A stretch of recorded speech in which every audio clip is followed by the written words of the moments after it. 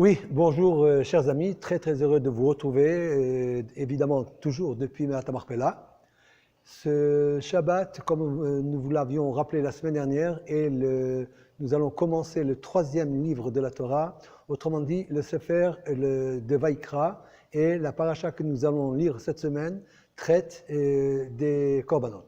Maintenant, quelle est la particularité des korbanot? Quel est leur but? Tout d'abord, avec quels animaux est-ce qu'on avait le droit de faire le sacrifice? Alors normalement, il s'agit évidemment d'abord d'une part d'animaux purs, d'une part, d'autre part d'animaux domestiques, c'est-à-dire autrement dit les ovins et les bovins, d'accord?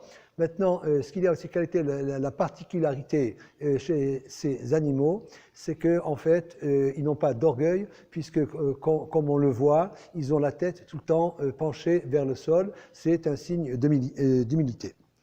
Maintenant, le verset nous dit « Asher yakriv mikem », c'est-à-dire qu'il présentera, apportera de mikem. Mikem, ça veut dire de vous. Et nos sages ont évidemment trouvé encore quelque chose d'intéressant, c'est qu'en général, une partie des korbanot qui étaient présentés dans le Beth Amikdash était faite par des gens en expiation de fautes qui avaient été faites, n'est-ce pas? Et donc, normalement, à partir du moment où la personne apportait un sacrifice expiatoire, donc, nos sages nous disent que Mikem signifie Mida Keneged Mida, autrement dit, à la place que la personne soit présentée sur le Misbéar, sur l'autel, pour être sacrifiée pour sa faute, en fait, c'était cet animal qui était sacrifié à la place, de la même manière qu'il devait être sur l'autel, donc Mida Keneged Mida. C'est une chose.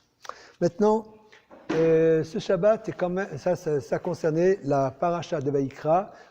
J'aurais souhaité vous en dire plus long sur cette paracha, mais Baruch Hashem, Akadosh Baruch Hu a fait en sorte que, en dehors des Shabbats normaux, nous avons des Shabbatot qui sont encore très riches, et ce Shabbat, il a une particularité, c'est qu'on doit sortir 3 Sifrei Torah. Pourquoi 3 Sifrei Torah?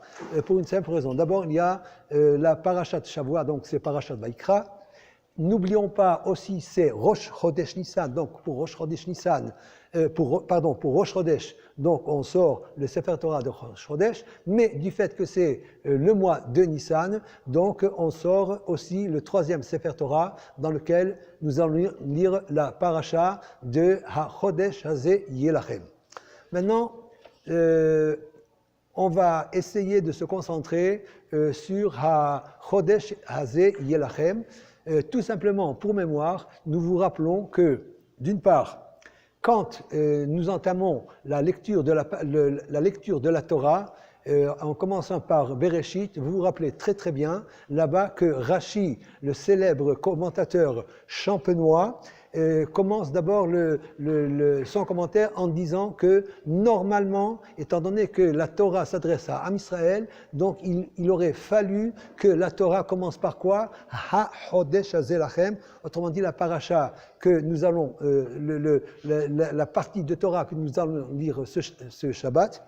Et pourquoi? Étant donné que ce qui est remarquable, c'est que la HaChodesh Hazeh Lachem a été la première mitzvah qui a été donnée à Am Israël en tant qu'âme. Évidemment, il y avait d'autres mitzvot, par exemple, la mitzvah de Brit Mila a été déjà donnée, mais c'était à titre personnel avec Abraham Avinu. Par contre, en tant que peuple, la première mitzvah qui a été donnée à Am Israël, ça a été la mitzvah du mois de Nissan, et Akadosh Baruch Hu a institué le mois de Nissan en tant que premier mois pour Am Israël. Pour l'humanité, pour la création, le Rosh Hashanah est au début du mois de Tishrei. Par contre, l'année de Am Israël, le Rosh Hashanah de Am Israël commence en Nissan. C'est une chose. Maintenant, du fait, en même temps, nous avons aussi encore une autre chose que nous faisons normalement à Rosh Chodesh Nissan, c'est ce que nous appelons Birkat HaIlanot. Qu'est-ce que cette mitzvah? Bien, tout simplement, elle consiste le jour de Rosh Chodesh Nissan, de préférence, a d'abord trouvé des arbres fruitiers, un minimum de 2 arbres, et nos sages nous disent que de préférence encore d'espèces différentes, et là-bas donc on fait une bracha spéciale pour remercier Hakadosh Baruch Hu pour les arbres fruitiers qu'il nous donne. Il y a aussi une ségoula, à savoir que ce rite ou cette cérémonie du Birkat Hayanot permet en même temps, ça selon la Kabbalah, de libérer des âmes qui ont été emprisonnées dans les arbres, et du fait de dire cette Birkat Hayanot, ça libère ces âmes. En général, quand Rosh Chodesh, Nissan tombe, un autre jour que Shabbat, dans ce cas-là, il n'y a aucune discussion quant à faire la Birkat Hayanot le jour de Rosh Chodesh. Par contre, quand Rosh Chodesh Nissan tombe un Shabbat, comme cette année, là, les avis diffèrent. En général, ce qu'on appelle les pashtanim, c'est-à-dire que ceux qui ne vont pas d'après le Sod, disent qu'on peut faire Birkat Hayanot même Shabbat. Par contre, selon la Kabbalah, on nous dit que, étant donné que cette bracha permet de libérer des neshamot, chose qu'on ne peut pas faire Shabbat, donc il est préférable donc de faire la Birkat Hayanot déjà dimanche. On a aussi l'habitude, évidemment, quand ce n'est pas un jour de Shabbat, quand on fait Birkat Hayanot, de donner une tzedaka, Gamken, les Ilouï à Neshamot.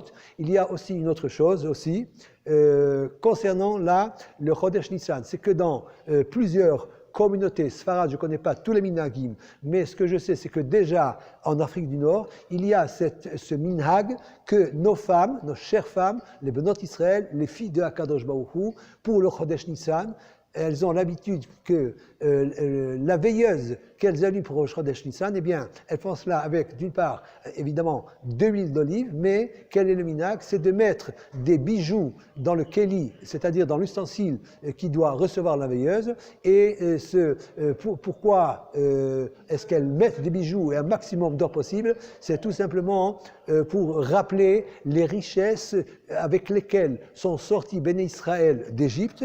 Et pourquoi est-ce que Béné Israël sont sortis avec pratiquement toutes les richesses d'Égypte? Ça, c'était un engagement qui avait été fait par Hakadosh Baruch Hu, qui a dit, dans le brit qu'il y avait entre Abraham et moi, d'une part, il devait avoir l'asservissement de Am Israël pendant 210 ans par les Égyptiens. Ça, les Juifs, ils l'ont fait. Ils ont été asservis pendant 210 ans. Maintenant, à moi de remplir la deuxième part du contrat, qui est quoi? J'avais promis à Abraham, mon ami, que ses enfants, après cette servitude d'Égypte, sortiraient avec d'immenses richesses. Et c'est la raison pour laquelle Béné Israël, quand ils sont sortis d'Égypte, sont sortis avec d'immenses richesses. Maintenant, nous avons le principe de Tadir Beshenot Tadir. Tadir Kodem. Autrement dit que là, dans les souhaits que nous allons vous envoyer et vous exprimer, vous envoyer depuis Me'at HaMachpelah, alors normalement, le plus fréquent, c'est Shabbat. Donc, évidemment, nous vous souhaitons Shabbat Shalom. Le deuxième, qui est un peu moins fréquent, autrement dit Rosh Chodesh. Donc, nous souhaitons pour vous et pour toutes vos familles, Be'ezrat Hashem, un Chodesh Tov. Et aussi, n'oublions pas du fait que Rosh Chodesh Nissan, c'est Rosh Chodesh et c'est Rosh Hashanah pour Am Israël. C'est aussi l'occasion pour nous de vous souhaiter à vous tous, nos frères juifs, à nous tous aussi, enfants d'Abraham, Yitzhak et Yaakov, une Shana Tova, Bezat Hashem, et évidemment, un petit mot, puisque nous approchons de Pessah, et vous savez que Pessah, évidemment, nos chères femmes, les enfants d'Abraham, Yitzhak et Yaakov, travaillent énormément pour préparer elles-mêmes et pour préparer leur maison pour la fête de Pessah. Seulement, il y a quelque chose quand même qu'il est important de dire. Benot Israël, c'est avec le mérite des femmes, c'est à cause du mérite des femmes que Am Israël est sorti d'Égypte, ça c'est une chose, mais aussi que la fête de Pessah doit être fêtée évidemment par les enfants, par les maris, mais aussi surtout par les femmes. Or, chères sœurs, très chères sœurs, je vous en prie, soyez prêtes pour le soir du Seder, c'est une mitzvah de nettoyer sa maison, mais il est écrit nulle part que la femme juive doit arriver le soir sur un brancard. Le soir du Seder, même les Benot Israël, sont sortis d'Égypte et elles doivent fêter au même titre que nous la sortie d'Égypte, c'est-à-dire dans la joie, dans la sérénité et dans la pleine forme physique. Et donc, nous vous souhaitons Shabbat Shalom, Chodesh Tov et Shana Tova depuis Me'at HaMachpelah. Et nous espérons évidemment vous voir très très bientôt chez papa et chez maman. Kol habrachot, merci.